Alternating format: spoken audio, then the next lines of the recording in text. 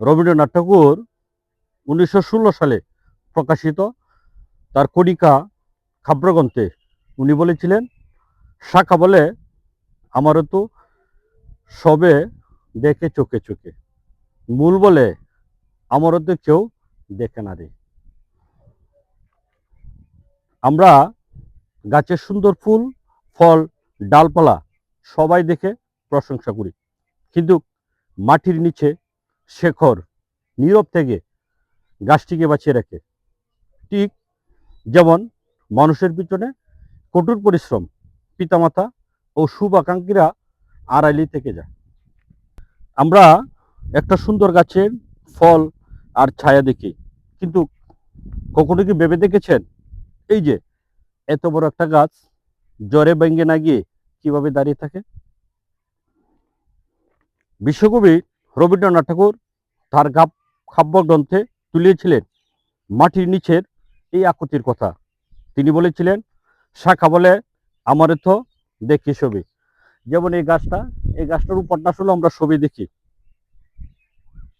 মূল বলে আমার তো কেউ দেখে না রে। এই যে গাছটা দেখেন, এই গাছটাকে যে দাঁড়া রাখতে সাহায্য করছে সেটা হচ্ছে আসলে মূল। ঠিক তেমনি আমাদের সফলতার দিনগুলোতে বাহিরের আলোটা সবাই দেখে, কিন্তু এর পিছনে ত্যাগ, কষ্টের নীরব শেকড়টা আড়ালে বয়ে যায়। যেমন ঠিক এই গাছটার মতো এটার যে শিকড়টা আছে আসলে এটা আমরা দেখি না। আর আমাদের জীবনের সফলতার পিছনে যারা কাজ করে যায় তারা আসলেও আড়ালে থেকে যায়। 1958 সালে বিখ্যাত দার্শনিক মনোবিজ্ঞানী কার্ল উইংট বলেছিলেন, গাছের শিকড় যত গভীরে সে গাছ তত বেশি উঁচু করে দাঁড়াতে থাকতে পারে। এই যে গাছটা দেখেন, তার শিকড়টা অনেক নিচে আছে, বিদে আসলে সে খুব সুন্দরভাবে দাঁড়িয়ে আছে। মানুষের জীবনও ঠিক তাই। আপনার সংস্কৃতি, পরিবার আর ভেতরের সত্যতার সেরক যদি শক্ত থাকে, তবে কোনো বড় জোরও আপনি ভেঙে পড়বেন না। ঠিক এই গাছটার মতো, এই গাছটা যত বড় জোর আসুক সেগুলি ভেঙে পড়বে না, কারণ তার শিকড়গুলো মাটির নিচে। যত উঁচুতেই উঠুক না কেন, নিজের শেকড় আসল পরিচয়কে কখনো বলবেন না। শেকড় ছাড়া যেমন গাছ মৃত। আজকে যদি এই গাছটার কোনো শেকড় না থাকতো, তাহলে এই গাছটাকে আমরা মৃত গাছ হিসেবে ধরে নিতাম। নীতি ছাড়া মানুষও ঠিক তেমন। আপনার জীবনে সবচেয়ে বড় পরিচয় শেকড়।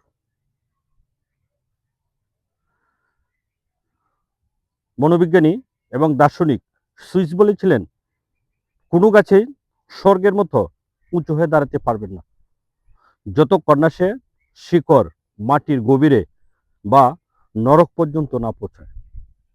জীবনে যত উঁচুতে উঠতে চান না কেন, আপনার চরিত্র, মূল্যবোধ এবং অতীত অভিজ্ঞতার ভিত্তি যত গভীর ও শক্ত হবে, আপনার সাফল্য তত দীর্ঘস্থায়ী হবে।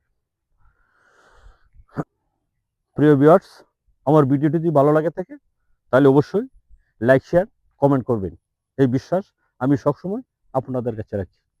ধন্যবাদ।